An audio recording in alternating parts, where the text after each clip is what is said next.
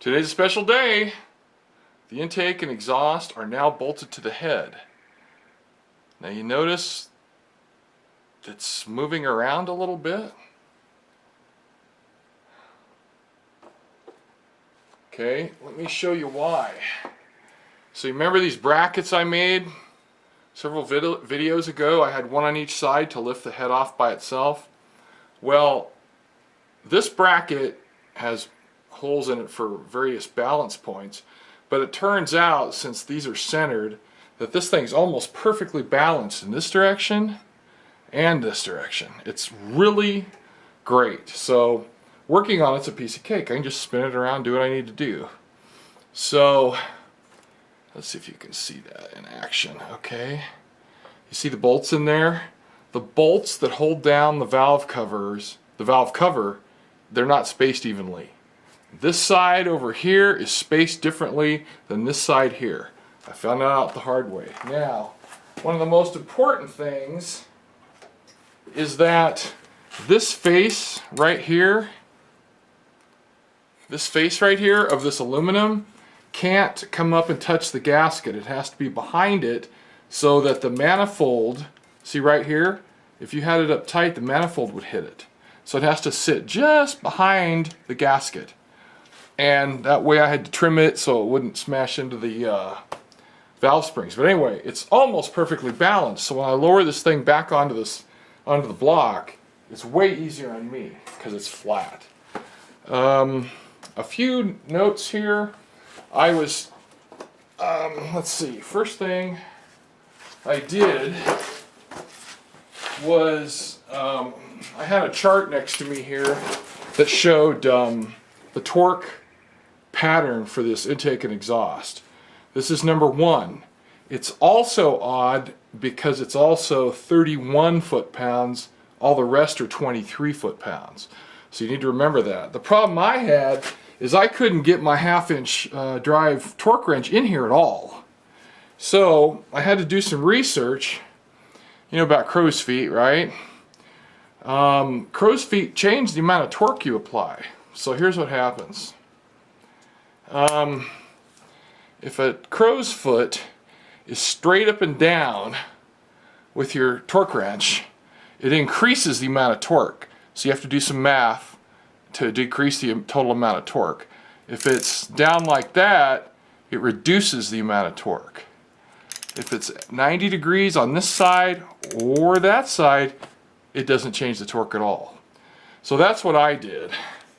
I couldn't get anything in there, so I took, come on baby, I took and I put my crow's foot on here. How did I do that? It worked in rehearsal, as John Cameron Swayze used to say. And then you bring the big boy in, and with an adapter, of course.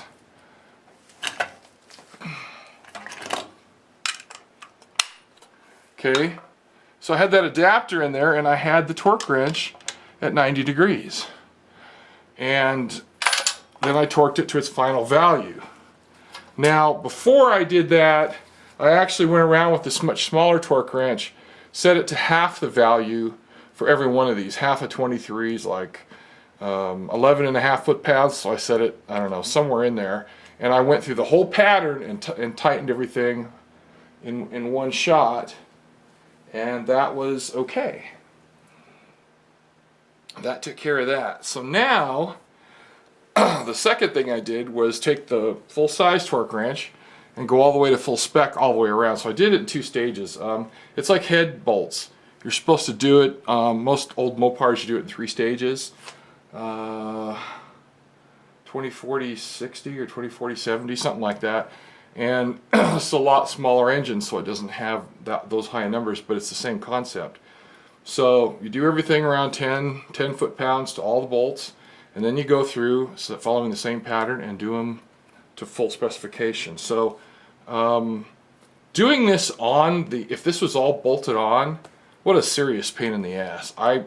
This bolt, you can't see it's off camera, but the last one at the end that goes against the firewall, wow, I could barely get it off at the time. And I thought, you know what, that's not how we're going to put it back together. So this all was much easier hanging here in front of me, especially with this bracket. Now you could, jerry rig it your own way. I just wanted a nice bracket because I anticipate having to do this more than once in my life, maybe more than once this summer. So anyway, let me put all this away. Oops, sorry. But having it hang here, there's no way to torque anything, right? So what I did is I have a stool back here, and I slide the stool under it, and I take a clamp and I just clamped it right here, and that way I could torque everything and it wouldn't move. So that was pretty handy. The chain's obviously strong enough. Went way overkill on the chain. Not as much as some people, but I needed it to bolt to here with ease, and it did. It's perfect. This thing is hanging here in free space, fully assembled. Before I drop it on the block, you guys see this one right here? No, you can't with that in the way. Okay, where are we here? See that hole right there? That's the one. There's a lip on the firewall that covers this, and you can't drop the bolt in, so you have to put this one in with a spacer before you try to bolt this down. So I'm going to do that. I have a piece of hose that I slit down the side. I got to drop that one in. This one here,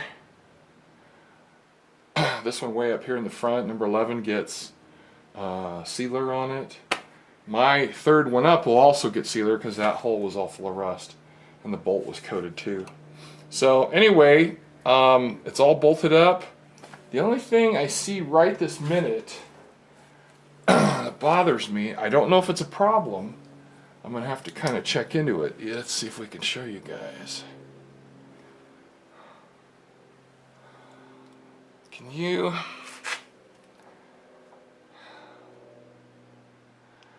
The top of the hole way in there, you can see the intake gasket. You can actually see it. It's overlapping the hole for the fuel injector.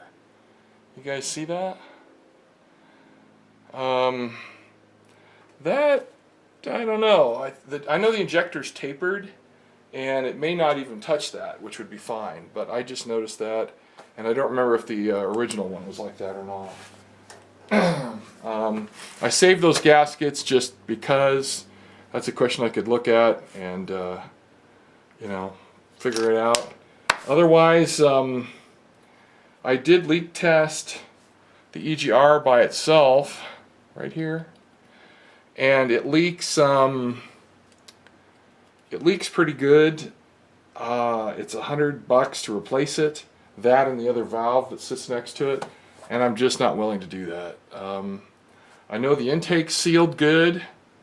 This thing, the throttle body has a tiny leak out one throttle shaft. The other side didn't leak at all. So I think that's fairly sound. It's when you connect it to the rest of the vehicle, like the heater vents, only the air conditioning and heat only comes out the defroster vents right now, so I know there's a vacuum leak. It's probably a broken line. Those lines get pretty rotten after this much time, 30 years.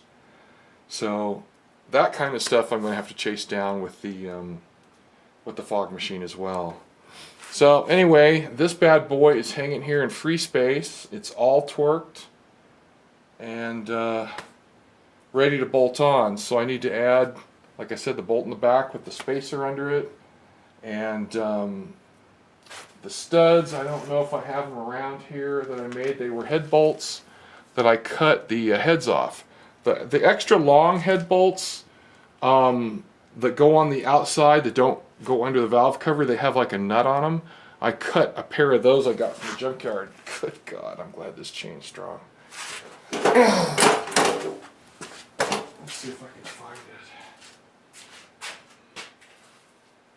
it. No, I can't. Well, I'll tell you what, I won't waste your time now. The other thing I'm going to screw on after I find my anti-seize is the is the O2 sensor. This one's new. If you look in the engine bay, as you drop this part down here, the exhaust flange, good God, nobody can see what I'm talking about. The exhaust flange down here, as it drops into the engine bay, there's nothing next to where the O2 sensor would plug in, so there's a low chance of snapping it off. So I'm tempted to just put it in right now, right here, and just be careful, but you know, they're expensive, so I'm kind of debating how I'm going to do that. Anyway, there's a big step today. It's all torqued down. I tried to light the stupid the scene up a lot better. Lighting is not easy if you're not used to doing it well. So anyway, that's it for now. I'm rambling. I'm excited. One thing I'm going to do right this very second, which I did earlier, is I'm going to put some tape over these ports. My injection rail and the injectors are still attached to the Jeep. So this will keep the dust out overnight. We live in the desert, so if the wind kicks up, it'll blow dust a little bit into the garage, even though the door's shut and stuff. So anyway, the old bracket was worth all the time it took to make it. You see where it just, they go up and touch the valve springs, just touches it. That's fine. It's balanced so perfect that as I drop this down, I won't have to, you know, wiggle it around much. It's easier on me, so that helps a lot. I'm going to leave this tape on because once it's fully assembled on the engine, I want to leak check it again to see if I can find any other leaks before we start it and screw around with it. So anyway, I found that doing all these bolts and the intake and exhaust to the head has to be 100 times easier. And I know you can't always do that. Sometimes you're just taking off the intake and exhaust and you don't want to pull the head. I totally get that. But I pulled the head and did a valve job, so it's worth it. So anyway, if you're ever kind of in the middle of a decision and you don't mind doing the work, this is a lot more accurate to put all this together and be able to reach all these bolts and torque them to spec. And I like that because I don't want to leak in 6 months. I worked way too damn hard on all this. I mean, my welds might take a crap. I'm not sure. I mean, I haven't welded in 30 years, but I don't want the gasket blowing out. So anyway, that's it for now. Sorry to ramble. This bad boy will be going in probably tomorrow.